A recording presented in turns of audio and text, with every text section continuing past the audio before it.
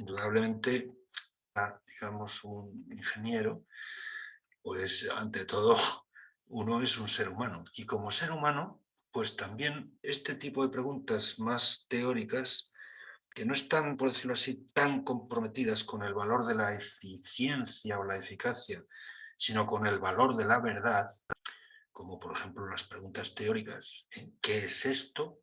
¿O por qué esto es así? Pues indudablemente también es algo a lo que es muy bueno que a título de seres humanos, de seres racionales, pues seamos sensibles, ¿no? Hay otras formas de usar la inteligencia.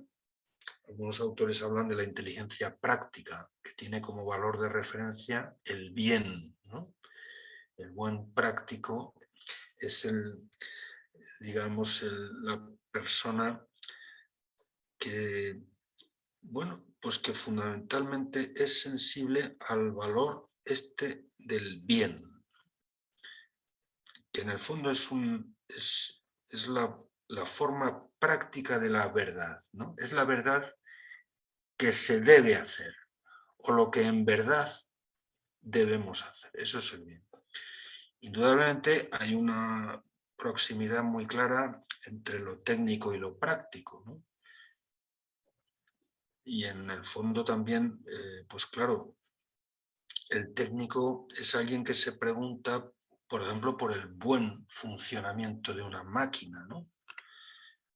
Pero yo creo que todos intuitivamente entendemos que son formas distintas de bien el ser bueno para algo, que eso es la utilidad, y el ser bueno sin más, que eso es la bondad en sentido práctico. En el fondo es la bondad moral a la que se refieren filósofos como Aristóteles o como Kant, cuando hablan de la razón práctica, ¿no?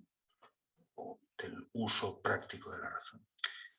Indudablemente son formas distintas de bien. Eh, el ser bueno en algo, por ejemplo, ser un buen zapatero o ser un buen pianista, es algo que evidentemente se refiere a un bien técnico, y el ser bueno, por ejemplo, como persona. No es exactamente lo mismo ser buena persona que hacerlo bien o que ser bueno en algo, como tampoco es lo mismo otra forma de bien humanamente muy saludable, que es, por ejemplo, el estar bien o el pasarlo bien, por ejemplo, estar sano o estar contento. Evidentemente hay formas muy diversas de bien humano práctico, es decir, de bien que nosotros podemos conseguir o lograr actuando de unas formas o evitando actuar de otras, ¿no? Pero, bueno, la inteligencia también puede más o menos, esas formas distintas de bien no son alternativas, no quiere decir que una sea a costa de las otras, ¿no? Ni muchísimo menos. Pero son distintas. No es lo mismo ser bueno que pasarlo bien o que estar bien. No es lo mismo tampoco ser bueno como pianista o como zapatero o como ingeniero que ser una buena persona en el sentido moral, ¿no? Evidentemente todas esas formas de bien no son alternativas, repito, pero también es una forma de la inteligencia o una labor intelectual el saber coordinarlas todas ellas, ¿no? De cara al bien humano integral, ¿no? Bueno, y algunos autores también hablan de otra forma, una cuarta forma de emplear la inteligencia que llaman la inteligencia social, que tendría, digamos, como valor de referencia lo que podríamos llamar empatía en términos amplios, ¿no? Es decir, también es una forma de inteligencia el saber conectar con otras personas, el saber meternos en los zapatos de otras personas y ver el mundo desde un ángulo distinto del nuestro propio, ¿no? Esto es algo que evidentemente nos ayuda mucho en la comunicación humana, en el diálogo, en la convivencia.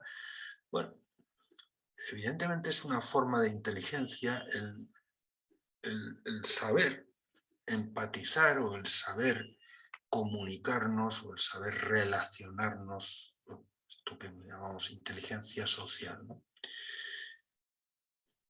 Bueno, por tanto, quizá haya más, pero a mí me parece que básicamente son esas las formas fundamentales de emplear la inteligencia. Inteligencia teórica, la que está, por decirlo así,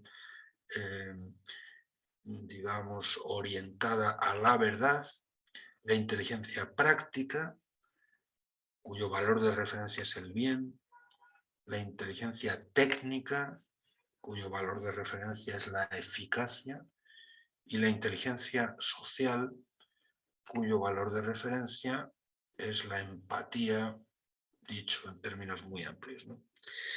Pero yo creo que no se trata de inteligencias distintas, sino más bien de usos distintos de la misma facultad intelectual. Y justamente por esa razón pueden coordinarse unos con otros. Puede haber una conexión funcional entre todos ellos. Y en ese sentido a mí me parece que, aunque ustedes como ingenieros estén especialmente sensibilizados con el valor de la eficacia técnica, pues también como seres inteligentes, como seres humanos, animales racionales, eso es, según los aristotélicos, lo que esencialmente somos todos los que estamos aquí, humanos, seres humanos, animal racional, pues efectivamente también estamos llamados a buscar la verdad, o sea, a buscar el conocimiento por mor de él mismo, o sea, por amor al saber. Y esto es lo que tópicamente se dice de la filosofía. La filosofía es amor a la sabiduría. Bueno, no sé si esta especie de conexión que yo hago entre la ingeniería y la filosofía está agarrada por los pelos, como se dice en mi tierra, pero a mí me parece que es una conexión bastante profunda. Y además yo tengo la experiencia, porque aunque les pueda parecer un poco curioso, bueno, yo toda mi vida me he dedicado a enseñar, bueno, toda mi vida profesional, digamos, me he dedicado a enseñar a filosofía, pero no a estudiantes de filosofía, en la mayor parte de los casos. En algunas situaciones un poco excepcionales, sí. Pero, bueno, toda mi vida profesional me la pasé, bueno, los primeros 6 años, pues enseñando filosofía a estudiantes de bachillerato en 2 institutos estatales de mi país, bueno, aquí en Madrid, que es donde yo vivo. Bueno, pues a gente que en su inmensa mayoría pues no pensaban dedicarse a la filosofía, seguramente. A lo mejor alguno se animó, pero no creo que muchos. Y luego, pues llevo 37 años enseñando filosofía a estudiantes de magisterio en mi universidad, que es la Universidad Complutense de Madrid, que bueno, es la universidad donde yo estudié la carrera de filosofía, donde hice el doctorado y donde luego pues ya pasé a trabajar y llevo ya, creo, sí, 37 años hago este. Bueno, y tuve la suerte hace 3 años, ¿verdad? Pues de que me llamaran también de la Universidad de Piura pues para colaborar en estos cursos que se llaman Realidad y Conocimiento, y la verdad es que estoy encantado. Pero los 2 últimos años esta materia la he impartido a personas que estudiaban comunicación. En la mayoría de los casos, publicidad. O sea que no se asusten ustedes porque estoy acostumbrado a venderles la filosofía a gente que no tiene en principio mucho que ver con ella. Y por supuesto, no nos vamos a meter en grandes dibujos filosóficos, ni muchísimo menos. Pero sí que me gustaría, por lo menos, asomarnos un poquito en serio a algunos temas y algunos problemas filosóficos de cierta envergadura, aunque, insisto, sin meternos en grandes dibujos complicados.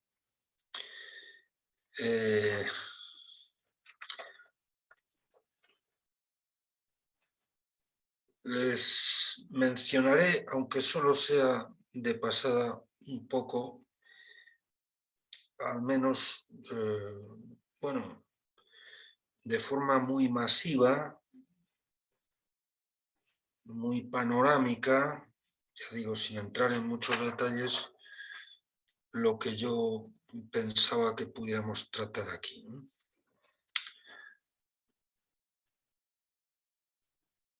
En el fondo, lo que está representado en las dos palabras que forman el título de esta materia, ¿no? Realidad y conocimiento. O sea, ¿qué significa esto de realidad? La palabra realidad viene de una voz latina que es res. Res rei es un sustantivo latino de la quinta declinación latina que significa cosa. Eso es una realidad, una cosa, un ser.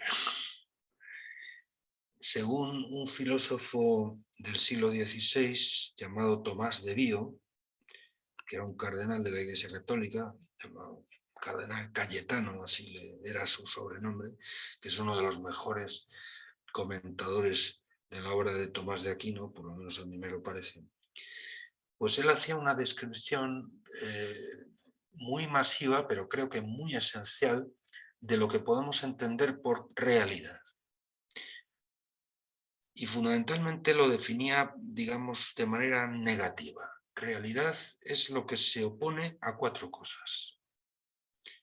En primer lugar, a la nada. O sea, la realidad o toda cosa es, por decirlo así, una excepción a la nada. La nada es lo irreal, digamos, ¿no? Toda cosa es algo. Y algo, también la palabra algo procede de una voz latina que es aliquid, que a su vez es la flexión de dos palabras, alius quid, que significa otro que. Bueno, pues toda realidad es otro que la nada, digamos, una excepción a la nada. Y por supuesto también algo significa otro que las demás cosas. O sea, ser real significa distinguirse de la nada y distinguirse de las demás cosas. Bueno, también este autor, Tomás de Vío, entiende que la realidad o la cosa o el ser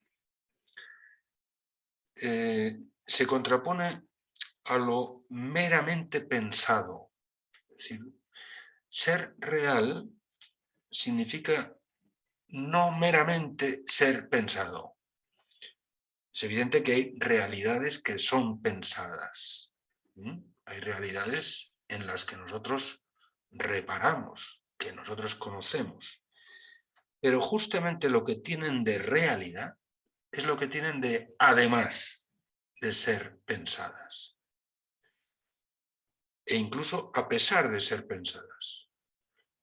Dado que nosotros podemos pensar en cosas que son irreales. O sea, en el fondo, ser real es algo más que ser pensado. Es ser extramentalmente, ser fuera de la mente. Esto me parece que también en el fondo es una intuición muy, no sé, como muy inmediata, muy inocente, muy infantil. O sea, los niños pequeños tienen una muchas veces una sensibilidad muy grande cuando les cuentas un cuento, sobre todo si es un cuento, bueno, o una fábula, ¿eh?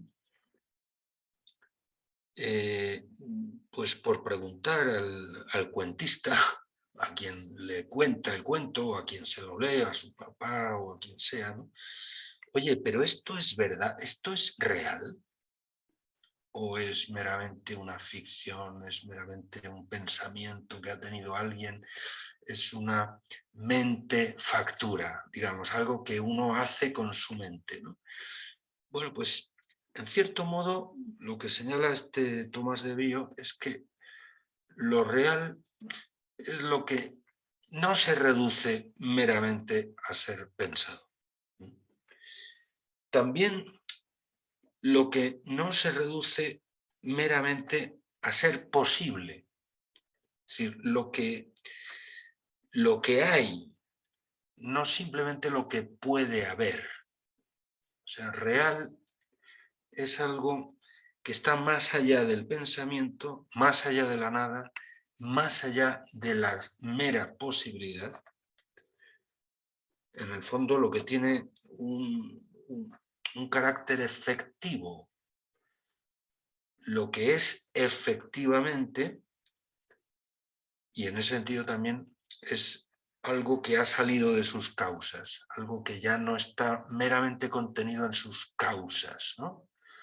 Por ejemplo, pues en el lenguaje teológico, pues hay gente que dice, bueno, pues existimos en la mente de Dios desde mucho antes de que fuéramos concebidos o de que naciéramos, de que viéramos la luz en este mundo, ¿no? Bueno, pues esto es una reflexión que muchos teólogos hacen y que tiene un fundamento muy serio, pero de acuerdo con la descripción que hace este Tomás de Avío, eso no sería una buena descripción de algo que existe. O sea, algo que existe es algo que, por decirlo así, ha llegado a existir emancipándose de sus causas, digamos, algo que ha salido de madre, algo que ya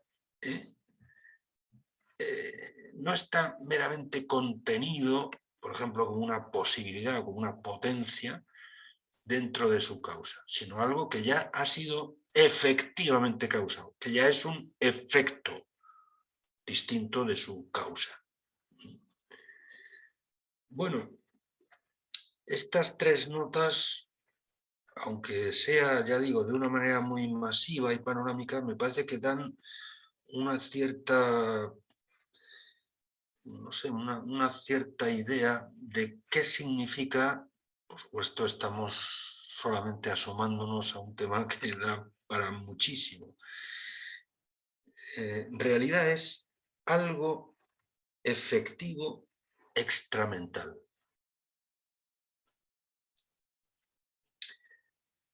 Bueno, ¿y qué significa esto de conocimiento? Digamos, el otro concepto que forma parte del título de esta materia, ¿no? Realidad y conocimiento. Bueno, pues el conocimiento es un tipo de realidad.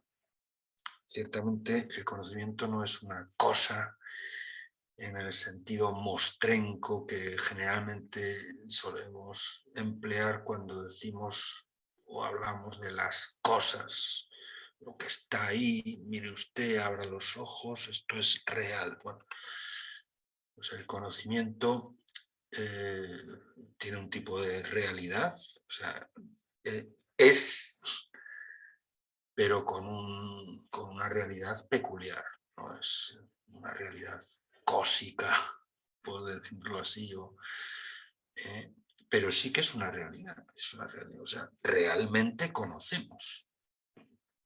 Bueno, esto es un asunto que los filósofos han problematizado prácticamente desde que existe la filosofía.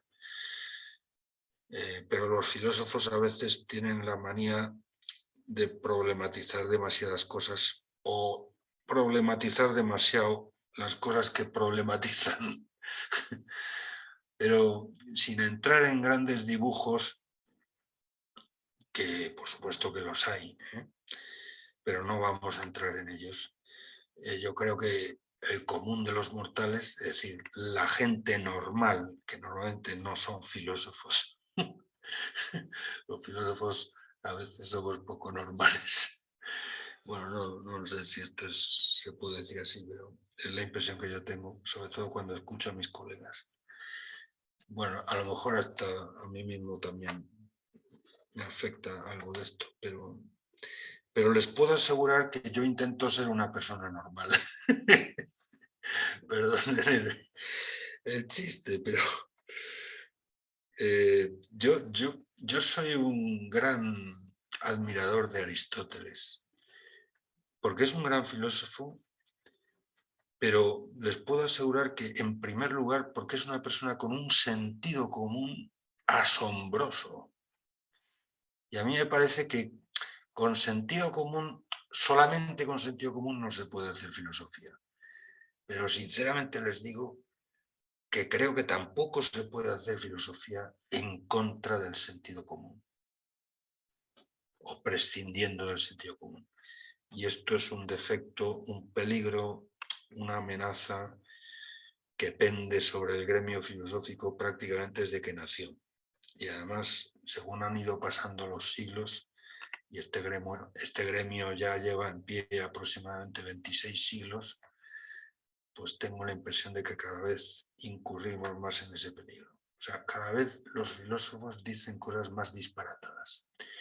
Es difícil encontrar alguna estupidez que alguna vez no haya sido defendida por algún filósofo. Es francamente difícil. Con eso no quiero decir que los filósofos sean estúpidos. Algunas veces dicen algunas cosas muy, muy sesudas y muy interesantes, pero no siempre. Y fundamentalmente porque estamos muy acechados por este peligro de perder el sentido común. Pero si nos atenemos al sentido común, es claro, oiga usted, que el conocimiento es real, o sea que realmente conocemos. Insisto, aunque haya habido filósofos, y por cierto no pocos, y esto que acabo de decir, lo nieguen o lo cuestionen radicalmente. Pero, insisto, si nos remitimos al común sentir de la gente normal, al saber que obtenemos del trato normal con la realidad, con las cosas y con nosotros mismos, es decir, nuestra propia vivencia, pues nos damos cuenta que conocemos. Por lo tanto, si eso es verdad, si eso es real, eso significa que el conocimiento es un tipo de realidad, aunque no sea una cosa mostrenca. Bueno, pues, ¿qué tipo de realidad tiene el conocimiento? Esto va a ser lo que nos ocupe fundamentalmente en esta materia. Es una acción. Ese es el tipo de realidad del conocimiento. Es una acción, una praxis, se dice en griego, en la que un sujeto, es decir, el sujeto activo de esa acción, quien la hace, quien actúa, se posesiona inmaterialmente de aquello que conoce. O sea, el conocimiento es una posesión inmaterial, aunque real, de lo que Aristóteles llamaba la forma de lo conocido. Cuando yo conozco de algo, me informo de ese algo. Eso quiere decir que la forma de ese algo, su modo de ser, también pasa a ser mío. También se incorpora, por decirlo así, a mi propia entidad, a mi propio ser. Cuanto más conocemos, más somos. Aristóteles dice que el alma humana, podríamos traducir la inteligencia humana, es de alguna manera todas las cosas, porque todas las puede conocer. Y de hecho, cuando las conoce, las es, aunque no de modo material, pero sí de modo real. Esto es una cosa sumamente profunda y sumamente difícil de entender. Y es lo que vamos a intentar entender. Yo a los estudiantes a los que atiendo aquí en mi universidad de origen, que son todos estudiantes de magisterio, es decir, aspirantes a maestros, también trato de mostrarles esto, ¿no?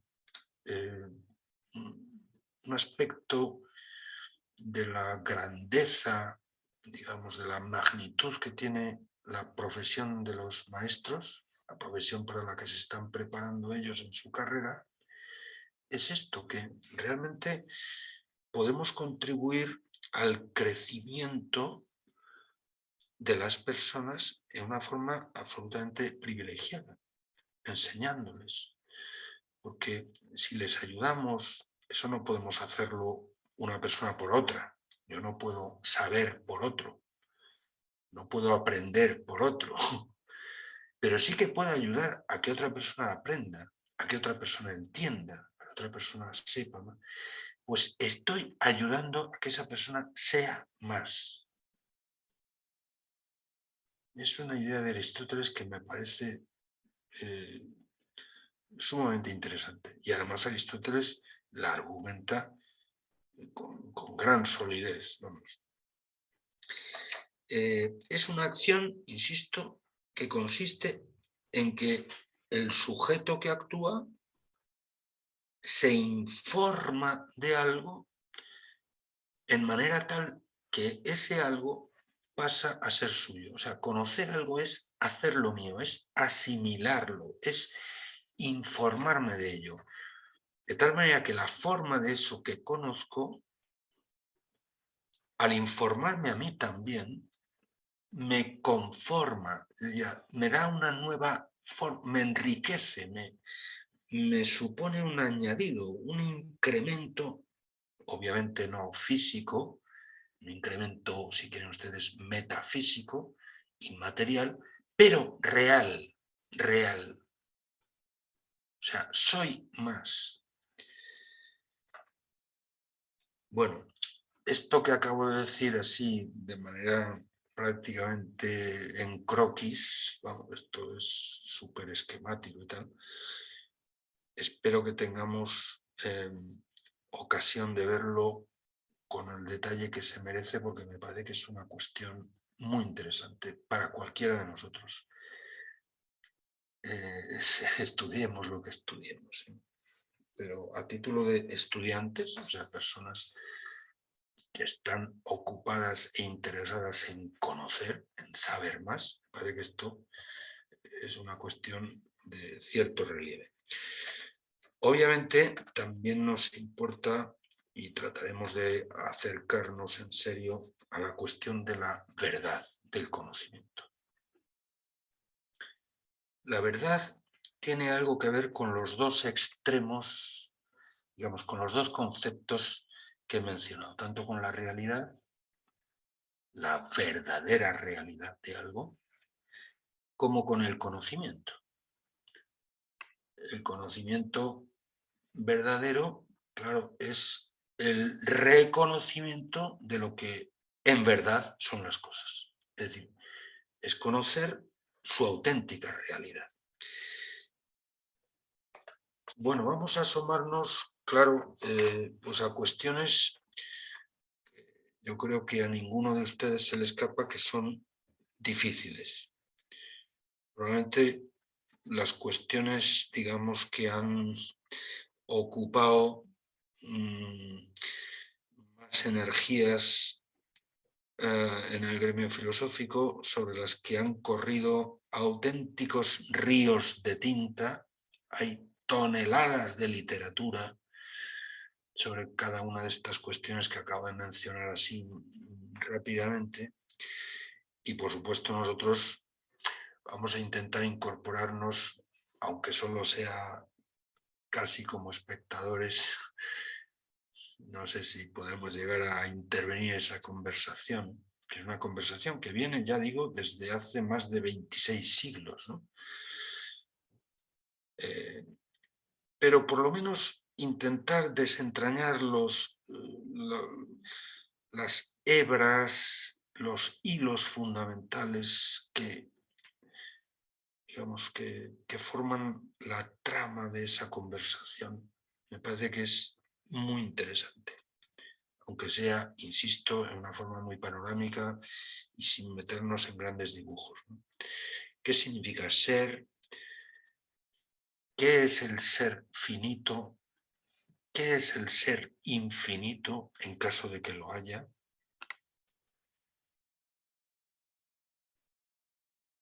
En caso de que haya, digamos, un ser infinito que fuese la causa del ser finito. Esto es el problema filosófico de Dios, en el que no vamos a entrar muy a fondo porque no hay tiempo, pero sí que es un problema que está esencialmente relacionado, y además desde el principio del gremio filosófico, con la cuestión de la realidad y con la cuestión del conocimiento. Y por supuesto con la cuestión de la verdad. ¿Qué significa entender? Entender. Entender es una palabra que traduce un verbo latino que es intus legere, legere se escribe, que literalmente significa leer dentro. Eso es entender. Profundizar, o sea, llegar al fondo de las cosas. No quedarse solamente en las ramas, como se dice por aquí, o en la periferia, digamos, sino penetrar, profundizar.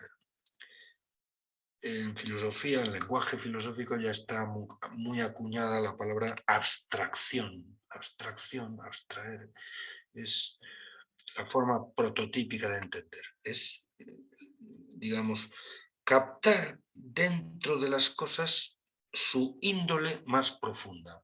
Eso que también en filosofía se llama su esencia.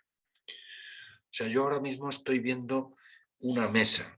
Ustedes no la ven porque ustedes están allí y yo aquí, pero yo miro aquí y hay un cacharro, un artefacto, ¿verdad? Pues que es el que sostiene el chisme digital este, gracias al cual nos estamos comunicando, ¿no? Pues esta mesa que yo tengo delante, claro, la veo, pero yo no veo con mis ojos el ser mesa de esta mesa. Eso lo entiendo, es decir, lo leo dentro de la mesa cuando la entiendo. Bueno, pues vamos a intentar ver con un poco de atención qué significa esto de entender, qué formas básicas hay de entender, cuáles son los actos intelectuales básicos, qué es un concepto, qué es un juicio, qué es un razonamiento, cuáles son las formas básicas del discurso racional, qué es el lenguaje, también como verbalización, como expresión, digamos, del pensar. Vamos a sumarnos a la cuestión de la verdad del pensamiento, de la verdad del juicio, de la verdad del conocer. O sea, en qué forma nosotros podemos comprobar el valor de verdad de nuestras representaciones cognitivas. Es decir, cómo nosotros nos representamos la realidad y si nuestras representaciones son leales a las cosas, ¿no? Esta es la cuestión de la verdad. ¿Cuáles son, digamos, las herramientas, por decirlo así, o los instrumentos racionales de los que podemos valernos para contrastar, para verificar para evaluar el valor de verdad de nuestras representaciones cognoscitivas, ¿no? Es todo el tema del sentido crítico. ¿Qué significa criticar? ¿Qué significa la reflexión crítica? Bueno, pues, ¿y qué condiciones hacen posible el que nosotros podamos contrastar el valor de verdad de las cosas que decimos? ¿Qué significa ser una persona crítica? Todo el tema del relativismo, pues es un asunto al que también al final del curso también procuraremos asomarnos, ¿no? Todo el problema del escepticismo, toda la cuestión de la posverdad, ¿no?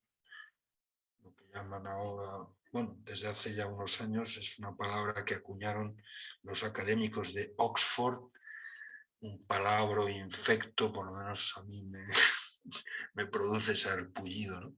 Que es esta de la posverdad, ¿no? Según algunos, pues ya vivimos en una época cultural en la que la verdad ya no importa, o sea, ya está pasada de moda, ya lo que nos importa pues es... Bueno, y no cabe duda de que hay muchas personas, incluso en ámbitos académicos, en la universidad, pues que piensan que, oye, usted, que la razón solamente se puede emplear en serio para tres cosas. Para contar dineros, para contar votos y para contar likes, como se diga eso en gringo, que yo no sé gringo. Y yo no digo que, evidentemente, contar no sea una actividad racional y además de mucha envergadura, que sin duda lo es. Y ustedes eso seguro que lo saben muy bien. Pero lo que sí quiero decir, y digo, es que si el ser humano solamente puede usar su razón para eso, entonces no habría una diferencia muy esencial, más allá de lo anatómico, fisiológico, entre un ser humano y un chimpancé con pantalones. Si el único horizonte, digamos, de preguntas que un ser humano puede hacerse es preguntas del tipo ¿qué hora es? ¿O qué me pongo hoy? ¿O a dónde voy con mis amigos el finde? Preguntas todas ellas que es muy razonable que un ser humano, un ser racional, se haga, claro que sí. Pero si un ser racional solamente es capaz de ese rango de preguntas, repito, no habría mucha diferencia entre nosotros y los orangutanes.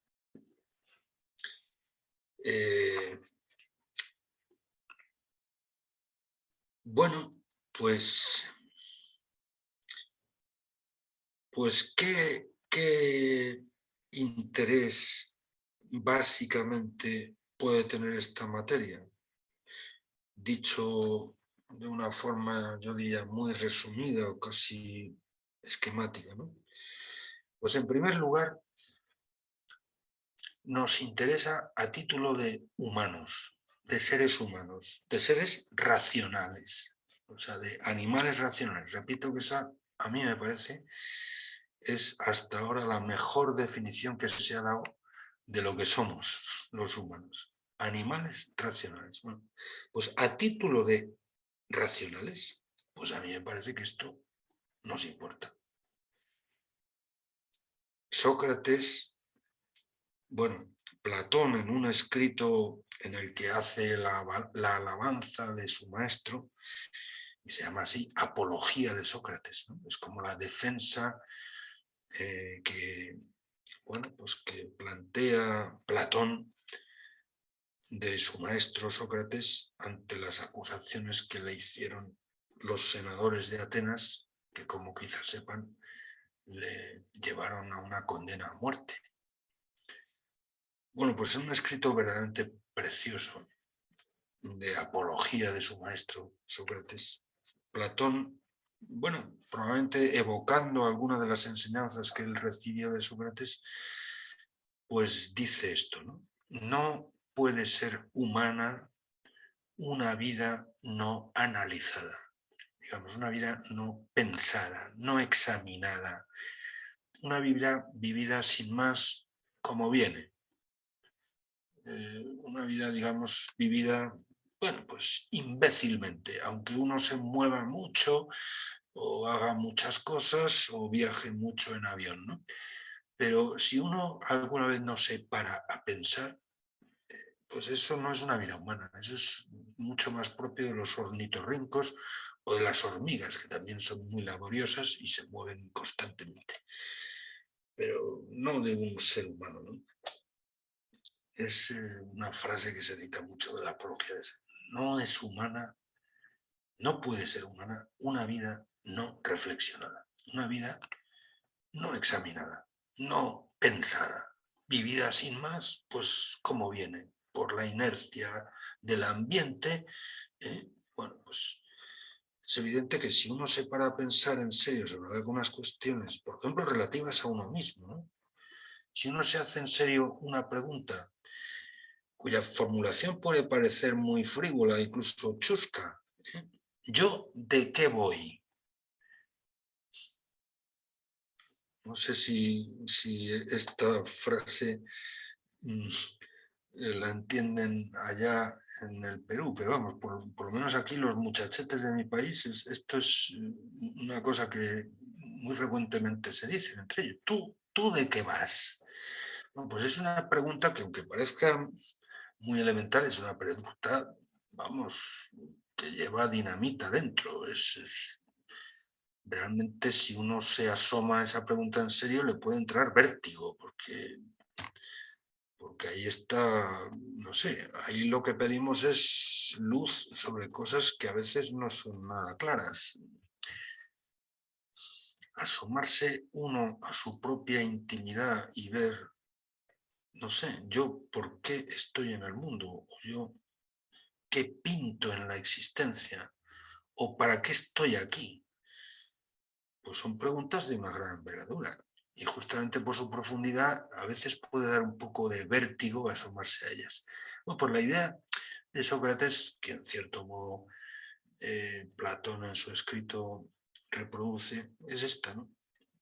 Tienes que ser capaz de asomarte a eso, porque si no, no vivirás como un humano, sino como un ornitorrinco. Evidentemente un ornitorrinco no necesita hacerse ningún planteamiento de ese tipo.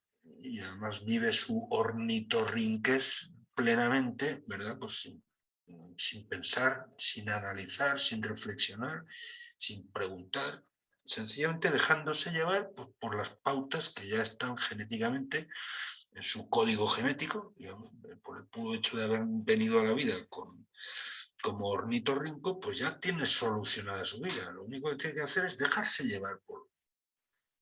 Bueno, pues hombre, modestamente los humanos, pues lo tenemos un poquito más complicado esto de vivir, o sea, y además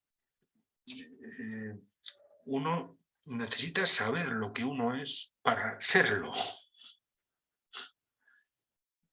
Uno no puede ser lo que es, si uno es humano, repito, imbécilmente. O sea, sin meter la cabeza, sin pensarlo, sin...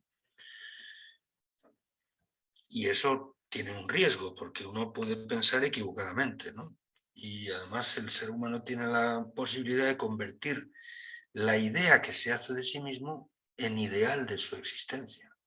Pero claro, si esa idea está mal planteada y está mal resuelta, pues el itinerario de su vida pues estará bastante descaminado, ¿no?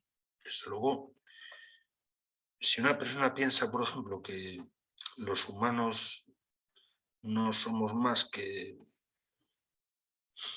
eh, no sé, que un mono con pantalones, que en el fondo no somos nada más que lo que comemos y tragamos, pues desde luego esa persona orientará su existencia de una forma completamente distinta a otra persona que piense que Evidentemente también somos lo que comemos, pero no solo eso, también, además de lo que comemos, pues tenemos alma o espíritu o cultura o no sé, lo que sea.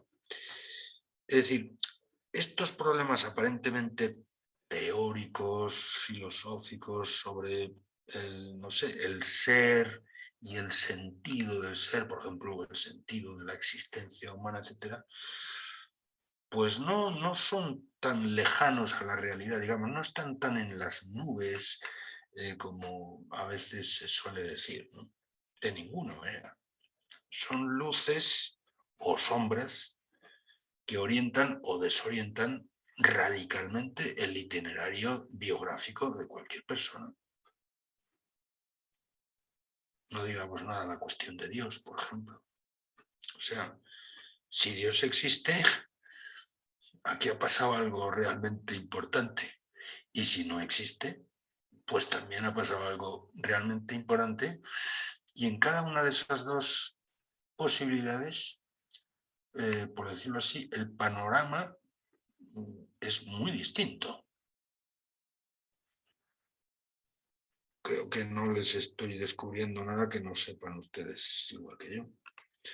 Pero lo que trato de poner de manifiesto es que esos temas de los que se ocupa la filosofía, y muy radicalmente estos de los que nos vamos a ocupar aquí, no son cuestiones, digamos, que están en las nubes o que hace falta remontarse pues, a la estratosfera y, por tanto, separarse de la realidad. No, es lo más real de la realidad, mire usted. Lo que pasa que la filosofía intenta, repito, estudiarlos en un nivel de profundidad que no es el del discurso trivial, sino que es, oiga usted, un discurso que pretende ser un poco más riguroso. Aunque, repito, esto ya es una manía personal mía, sin alejarse nunca del sentido común. Pero esto ya digo que es lo que a mí me gustaría, o lo que yo intento hacer, vamos, en mi trabajo filosófico, pero que no es lo más normal en el gremio filosófico. En fin, creo que ante todo nos interesa, repito, como seres racionales. Por supuesto, estas cuestiones nos interesan también a título de estudiantes, y sobre todo de estudiantes universitarios, claro. O sea, entender qué significa entender. Entender qué significa estudiar, analizar la realidad.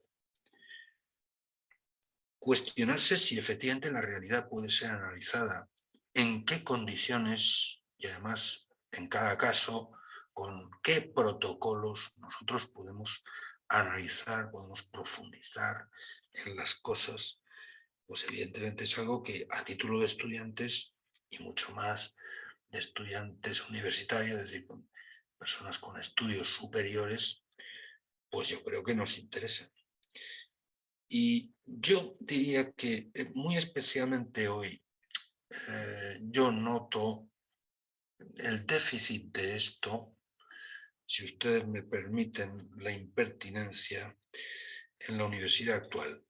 No hablo de la Universidad de Piura, ni muchísimo menos. Y prueba de que Piura es una excepción a lo que yo voy a decir ahora en forma crítica, por ejemplo, de mi propia universidad, donde yo trabajo habitualmente en la Complutense. Y prueba de que Piura es una excepción de lo que voy a decir ahora es el hecho de que ustedes tienen esta asignatura, esta materia.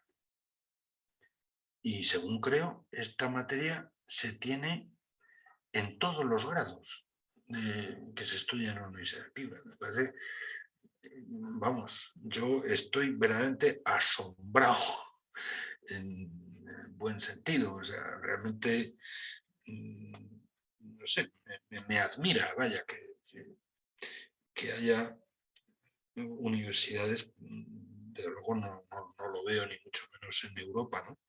Pero algunas universidades que he tenido la suerte de conocer pues, en los últimos 20 años en América, pues sí que tienen esta sensibilidad de que todos los estudiantes pues, tengan por lo menos una aproximación, bueno, pues a un discurso que efectivamente en muchas universidades europeas está en serio riesgo de extinción y que sin embargo es el discurso con el que nació la universidad hace casi 8 siglos en Europa. O sea, la universidad nació hace 8 siglos para discutir sobre estas cosas.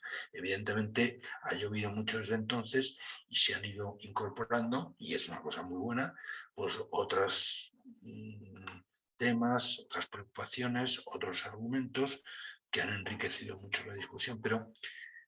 Pero a mí me duele, sinceramente, el que, no sé, los temas intelectualmente de mayor relieve, de mayor envergadura, pues parezca cada vez, no sé, más extravagantes traerlos a la discusión universitaria. A mí me parece que este problema, yo eso lo veo mucho en universidades europeas, en la mía propia, en universidades de Norteamérica, incluso las que están mejor situadas en esos rankings que a los gringos les gustan tanto, pues eso que llaman la Ivy League o como se diga eso en yankee, ¿no? Bueno, pues mire usted, ahí se habla mucho del liderazgo y tal, de que los universitarios efectivamente, pues sobre todo los que han estudiado en esas universidades más elitistas y más, pues son, claro, son los que forman parte de la élite socioeconómica, incluso política de los países y tal, y están llamados a ejercer el liderazgo. Pero rascas un poco y te das cuenta de que mucha gente, seguro que ustedes no, pero mucha gente, en el fondo les preguntas por eso del liderazgo y te dirían que, bueno, pues esto de ser un líder, pues en el fondo pues es una cuestión meramente técnica, digámoslo así, es un protocolo que hay que seguir y eso consiste en empezar por besar el trasero de los que tienes por encima de ti y una vez que llegas a su nivel, pues le das la puñalada por la espalda y te pones tú en su sitio y te dedicas pues a patear el trasero de los que tienes por debajo. Perdón por decirlo tan a lo bestia, pero esto es lo que en el fondo tiene mucha gente en la cabeza cuando oye esa palabra. Creo que los yanquis le llaman leadership o algo así. Liderazgo. Bueno, pues a mí me parece que asomarse en serio a estas cuestiones, hombre, no digo yo que sea una vacuna absolutamente eficaz para prevenirnos contra esta forma de estupidez, pero yo creo que algo sí que puede ayudar. Entender, no sé, y acostumbrarnos a algo que, bueno, en el mundo filosófico, pues realmente ya está muy, que es a una discusión seria. Es decir, a una discusión en la que se confrontan argumentos que están bien pensados y bien armados, lógicamente, y argumentos a los que mucha gente le ha dado muchas vueltas durante muchos siglos. Bueno, pues mire usted, eso es algo que tiene un cierto interés en la universidad. Hay muchos universitarios que por despreciar la filosofía, repito que esto no es lo que yo he visto en Piura, pero sí en muchas universidades en Europa, pues en el fondo acaban pensando que el discurso racional es meramente un discurso tecnocrático y que no sé, las habilidades o las competencias que tiene que suministrar la universidad pues a los estudiantes que pasan por ella, por el fondo se limita a, no sé, a ciertas destrezas, digámoslo así, tecnocráticas, ¿no? A saber estar un poco en la pomada, pero mediocremente, sin pensar mucho. O sea, es más, intentando no pensar demasiado, limitándose a apretar el botón adecuado en el momento adecuado o aplicar el protocolo, que es lo que has aprendido en la asignatura. Es evidente que uno, y mucho más ustedes si son ingenieros, pues tienen que aprender y acostumbrarse a manejar ciertos protocolos que en el fondo son tecnológicos. Pues claro que sí. Pero, insisto, como seres racionales y como estudiantes universitarios y en su momento como titulados superiores, lo que la sociedad puede y debe esperar de ustedes, lo que tiene derecho, porque la sociedad ha hecho un esfuerzo muy importante para que ustedes y yo podamos estudiar en la universidad, tienen derecho a poder esperar de nosotros que seamos gentes que lideremos o no lideremos. Desde luego, no nos limitemos solamente a aplicar mecánicamente un protocolo, sino que seamos personas capaces de pararnos a pensar en serio. Ante problemas técnicos, problemas de ingeniería y muchas veces también ante problemas humanos que requieren pues otros protocolos, por decirlo así, de actuación o de aproximación a esos problemas que no son meramente manejar una herramienta digital o... Bueno, pues yo creo que a eso ayuda mucho la filosofía, o bueno, o por lo menos asomarse un poco o familiarizarse con la discusión filosófica.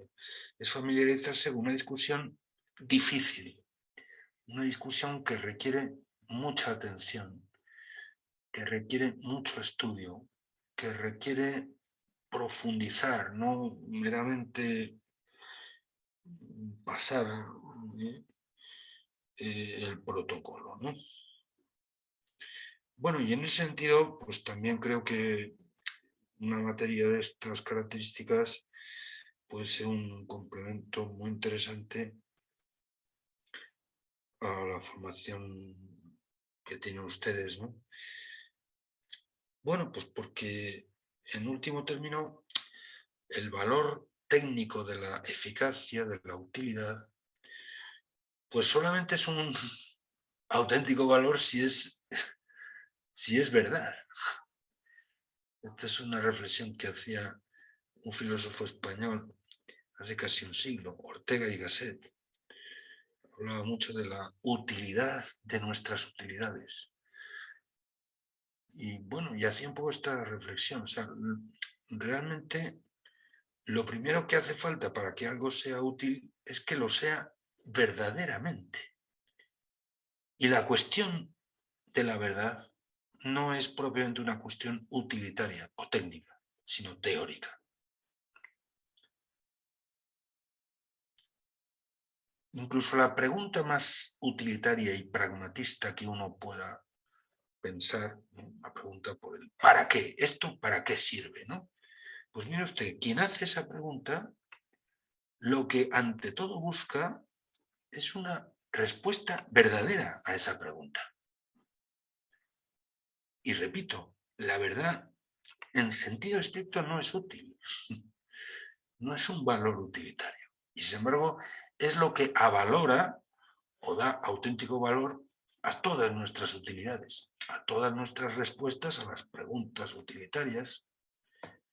Pues me parece que el ser capaz de acostumbrarnos a un discurso que también sea sensible a la cuestión de la verdad y a la cuestión del qué y el porqué de las cosas, no solo el cómo funcionan o el para qué sirven, que evidentemente son preguntas muy pertinentes, muy racionales, y es muy lógico que se las hagan ustedes. Pero repito, a título de personas y de estudiantes, también es muy pertinente que aunque no se dediquen, digamos, monográficamente a la teoría,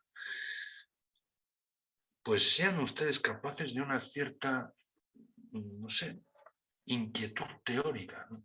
Y eso La filosofía, desde que nació, ha intentado ser la forma más exigente de teoría. Teoría significa mirar la realidad, no para sacarle jugo, no para sacarle utilidades, sino sobre todo para reconocerla como es. Es una mirada respetuosa. Es un mirar la realidad porque se lo merece, porque la realidad es de tal riqueza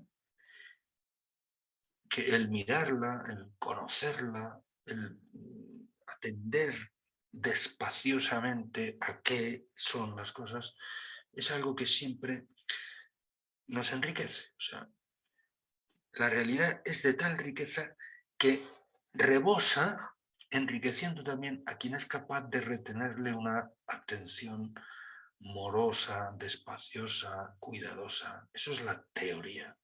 Eso es lo que significa esa palabra en griego, ¿no? Theoría, que viene de un verbo que es theorein, que significa mirar despacio. Bueno, eso es lo que hacemos cuando estudiamos.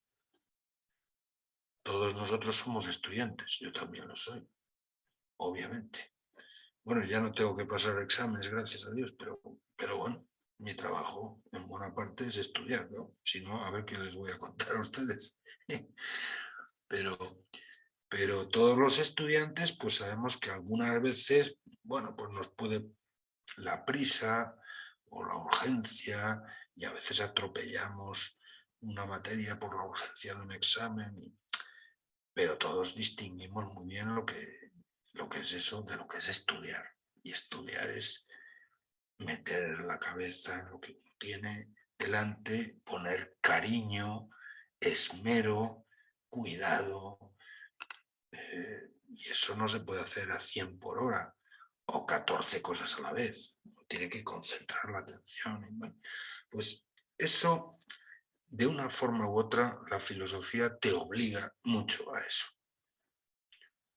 Porque plantea problemas que no se pueden despachar fácilmente o rápidamente. La mayoría de los problemas filosóficos llevan abiertos, repito, casi 26 siglos. Es una cosa que a mucha gente que se acerca por primera vez a la filosofía le puede desalentar un poco. Y es lógico. Porque, claro, uno comprueba que a día de hoy los filósofos siguen discutiendo los mismos problemas que ya están en los diálogos de Platón. Yo diría que se pueden haber añadido 3 o 4 cuestiones más, pero no muchas más. Bueno, y no da la impresión de que esas cuestiones hayan quedado zanjadas, ni muchísimo menos. O sea, pueden dar para otros 26 siglos de discusión. Esto yo comprendo que a mucha gente le desanime, porque hay gente que está, no sé, está convencida de que una discusión solamente tiene sentido si llegamos a un acuerdo o si llegamos a una solución final. Bueno, una discusión que acaba en tablas parece que es tiempo perdido. Yo creo que no. Y desde luego, todos los diálogos de Platón, como saben ustedes, lo que hacen es la crónica de conversaciones que tuvo su maestro Sócrates con interlocutores muy variados, ¿no? Pues todos ellos, vamos, sin ninguna excepción, acaban en tabla, o sea, no llegan a ninguna conclusión, no a ningún acuerdo. Lo que hacen es más bien lo contrario, plantear problemas que todavía no hemos solucionado después de 26 siglos, y yo creo que esto dará para otros 26 como mínimo.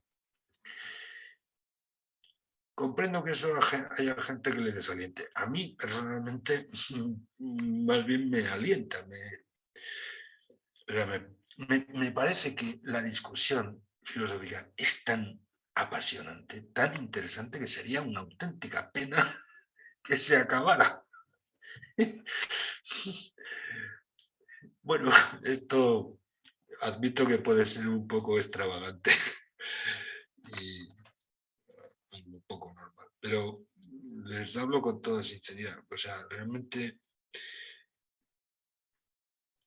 Además, yo creo que la mayor parte de las discusiones, y por cierto, las más interesantes, que son las que tenemos con nuestros amigos, pues tampoco pretendemos de ellas acabar en un consenso o en una solución, ¿no? Lo que disfrutamos es compartiendo el interés por el asunto y confrontando, o sea, comprobando, ¿y tú esto cómo lo ves y por qué lo ves como lo ves? Bueno, comprobando que tenemos visiones distintas muchas veces y tampoco vamos, a lo mejor alguna vez por excepción sí, queremos convencer a nuestro amigo de algo, pero la mayor parte de las veces no queremos convencerle de nada. Sencillamente compartir el interés y contrastar nuestro punto de vista. Bueno, pues eso es algo, eso es una praxis humana extraordinariamente interesante. Y la filosofía ofrece una palestra, digamos, un campo de juego muy interesante para una discusión dialéctica, es decir, una confrontación de razones pensadas eh, que obliga mucho a retener la atención y a profundizar. En estos temas, la realidad y el conocimiento, pues por supuesto. Y quizás son, ya digo, los temas más densos, ¿no? Pero igual en otros muchísimos. Bueno, no sé si lo que les he dicho les anima o les desanima, pero es lo que yo sinceramente pienso que puede nutrir un poco el interés que para cualquiera de ustedes puede tener este cursito, ¿no? Que evidentemente ya les dije al principio que no vamos a poder profundizar como se debería, ¿verdad?, en ninguna de estas cuestiones, pero sí por lo menos el plantearlas, aunque sea de forma panorámica, yo creo que vale la pena e intentar asomarnos un poquito, algo más en serio, a, sobre todo a qué significa esto del conocimiento y qué significa la verdad del conocimiento. O sea, la lealtad del conocimiento al ser de lo conocido. Pues esto, bueno, pues creo que es interesante por las razones que he tratado de mencionarles.